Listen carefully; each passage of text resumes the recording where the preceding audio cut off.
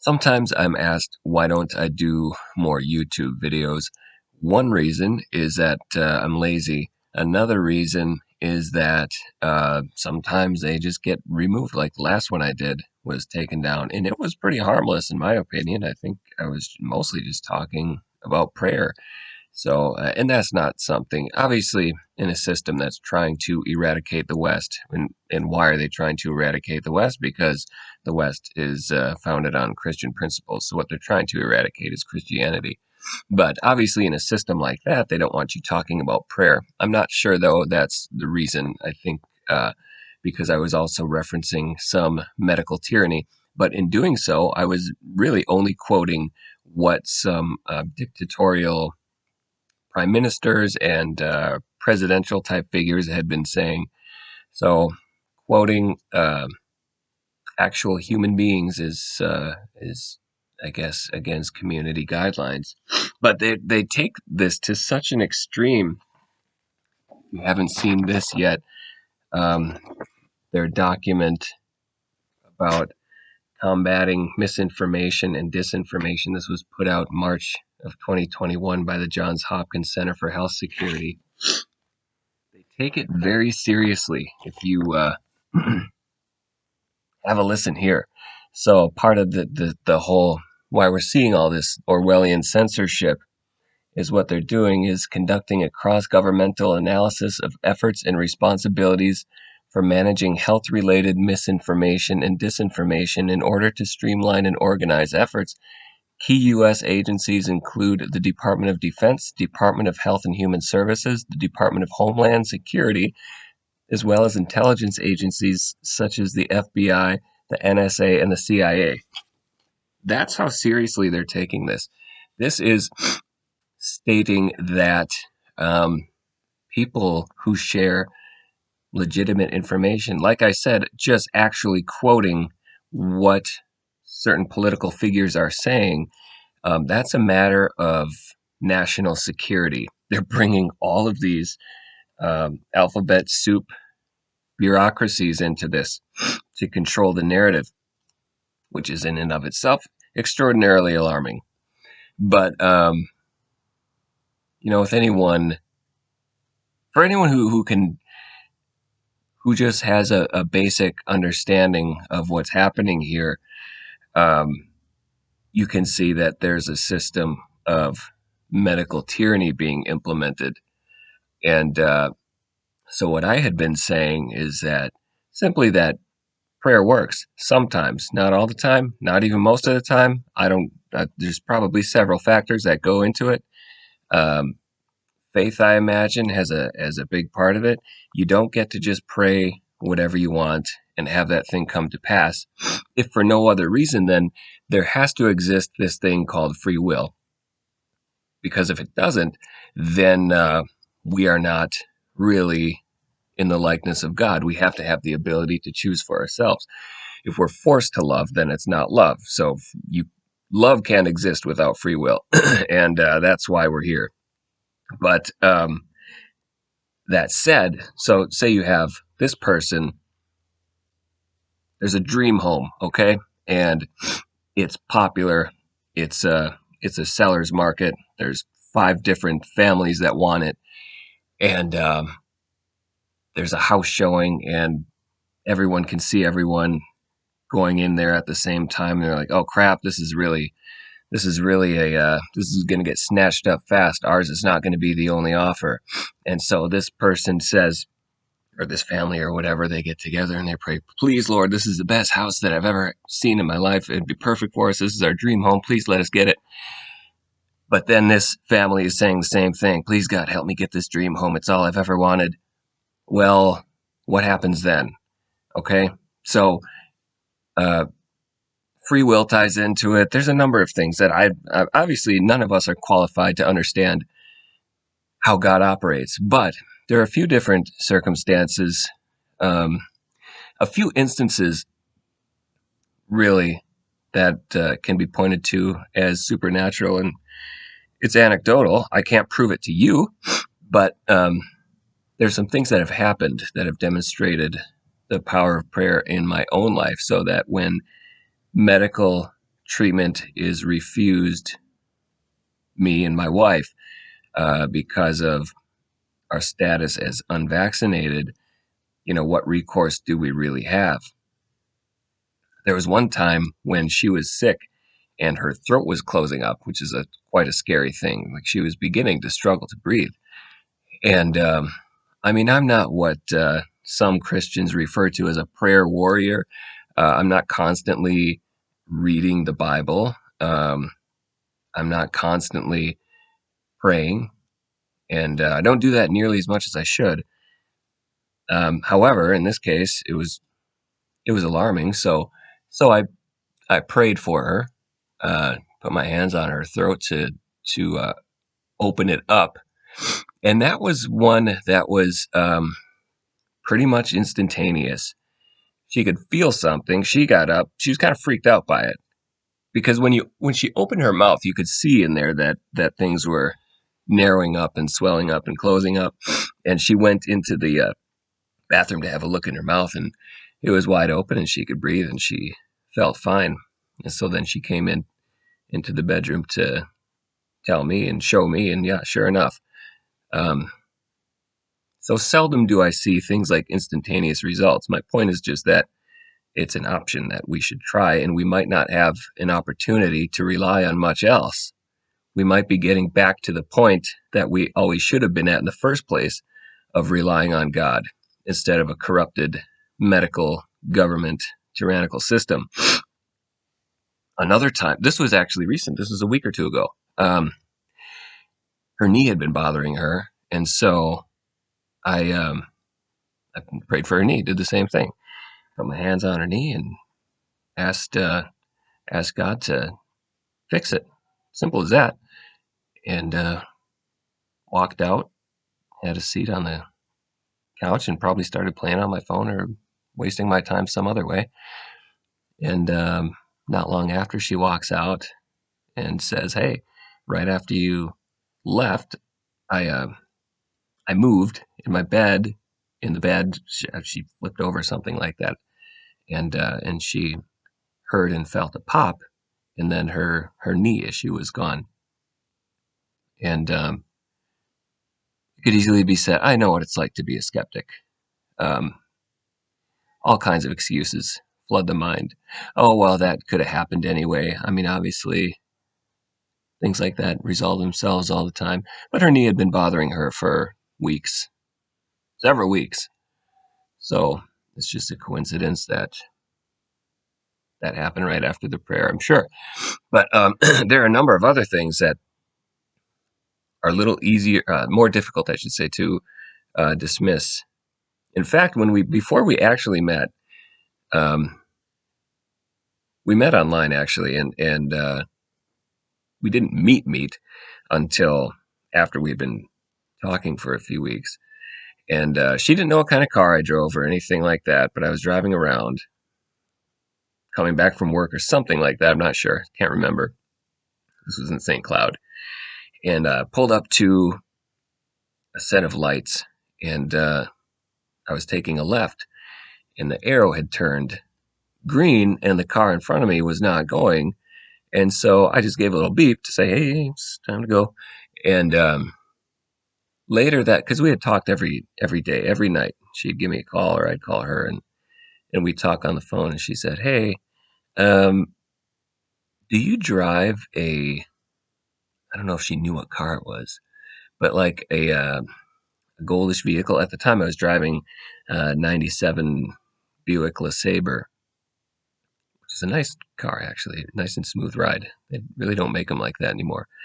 But anyway, um, I said, "Well, yeah." And she said, "Is this your license plate number?" And then she read my license plate number.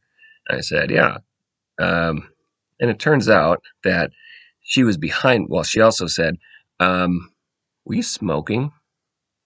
I said, "Well, technically, I was vaping, so no." And I tried to get out of that, but it didn't work because I did at the time. I don't know why, because when I stopped drinking, I stopped smoking too. And then I just started playing around with it, I guess, for whatever reason, because I was convinced that vaping is fine. And there's so many different flavors, and it was a I don't know, but I did that for a little while. Um, and so she said, "Were you smoking? And do you honk at somebody?" Because she was starting. I think she that wasn't a good sign to her. Like, who the hell am I talking to? Because she's not a fan of smoking, and if I'm honking at people, maybe I have an anger problem. I don't know how she was interpreting it. I said, "Okay, so what's going on there?" And she said, "Well, I was behind you today, and I got a feeling that it was you, and so I wrote down your license plate." And usually when I tell that, everyone's like, "Oh, stalker," but obviously I know my wife and that she doesn't just make stuff up. There are actually not many people who do. So a lot of I don't know. I've got a bone to pick with people who have unhealthy skepticism. Like most people don't do that. Most people there are habitual liars. Most people don't just fabricate things out of nothing. She's certainly not one that would. So so that's a supernatural event. She doesn't know what I drive. I've never told her my license plate. She hasn't even seen me. And the best she could do is make out the shape of the top of my head from behind me in a line of vehicles. But she knew it was me. So things like that happen. Uh, there's a,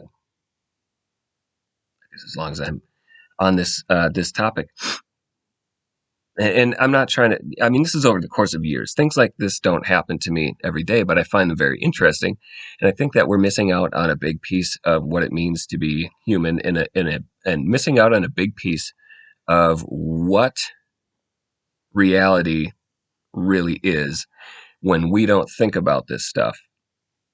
But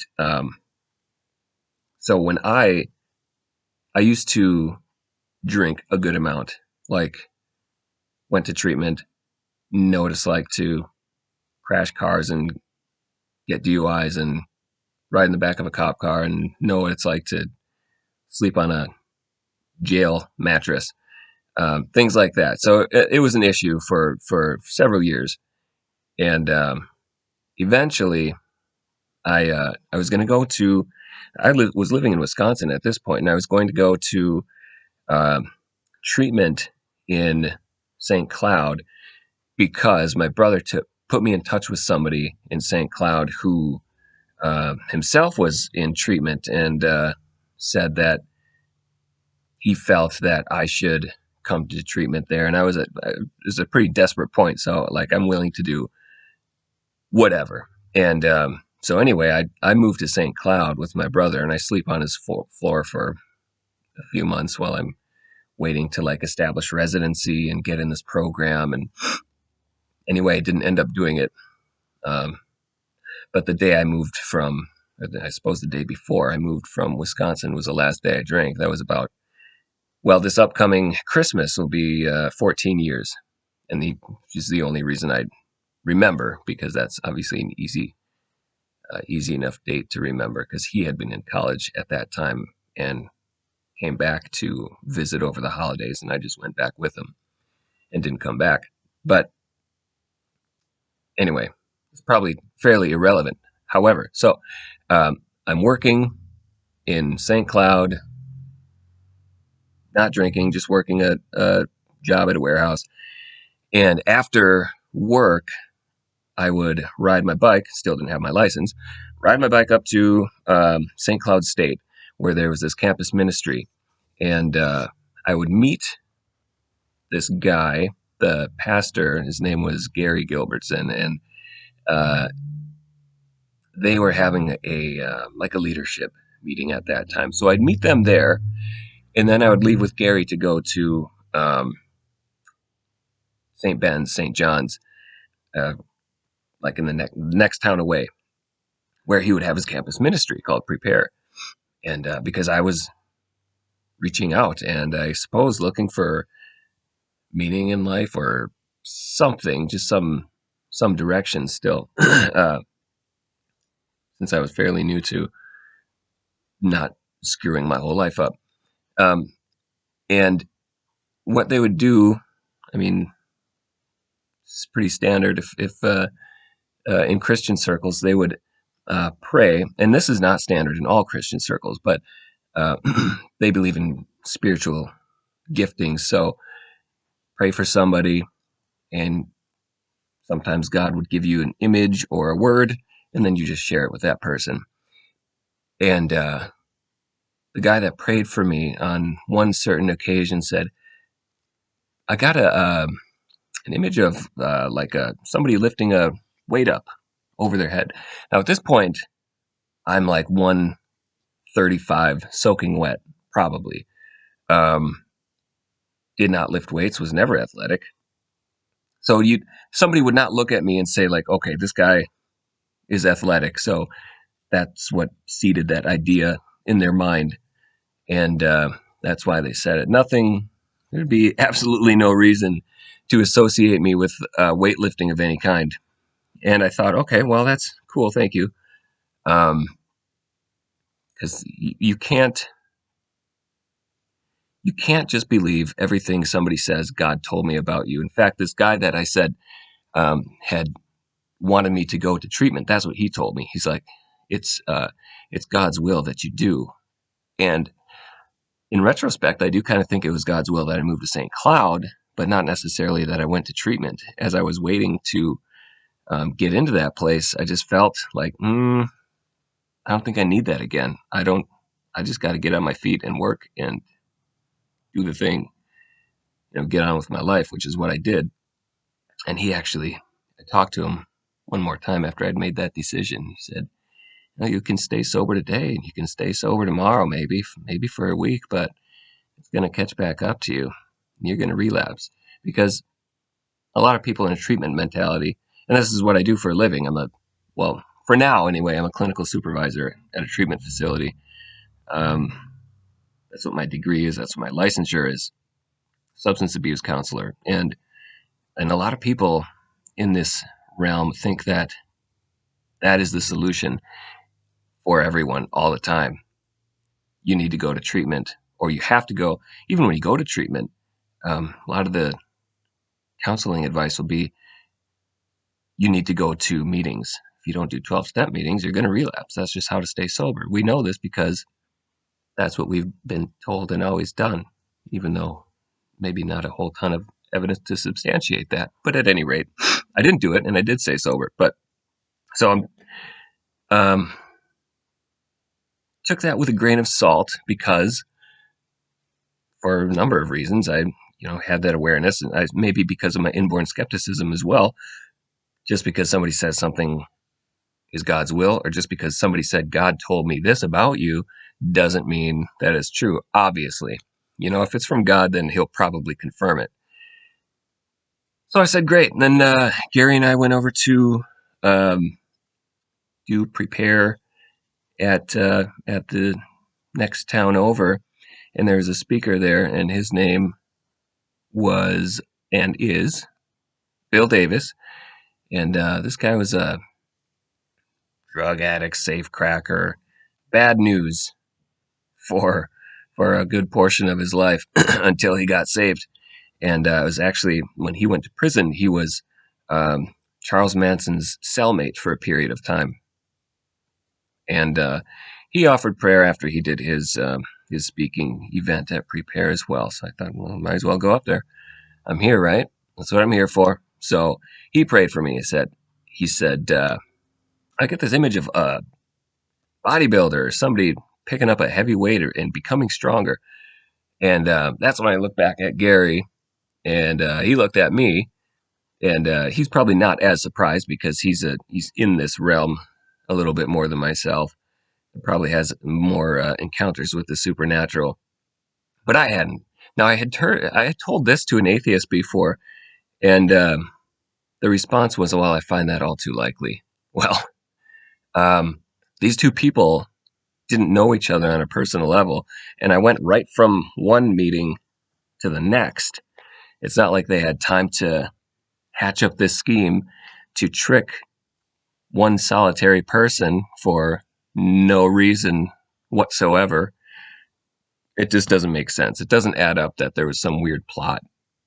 And it's statistically impossible that two separate people could get the exact same scenario in their mind out of, well, let me ask you this. Out of everything that exists in the world, out of all the possible combinations, like a starfish rowing a canoe, or a weevil crawling across the floor, of all the possible combinations of images, there are billions and trillions, endless combinations. So you go ahead and try to convince me that it's a statistical likelihood or even a possibility that two separate people could get the very same specific images in their mind, and that's just coincidence. That's You're reaching, and you're in a strong, heavy state of denial if that's the conclusion that you draw. Furthermore, it happened a third time when I was in an apartment in St. Cloud with my roommate, and some people came over, and they are Christians, and they prayed as well.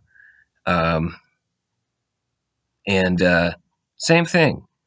These Christians are a different breed. It's not they. I mean, these types are very spiritual when it's just a matter of normalcy for friends to get together, and then you stand in a circle and pray.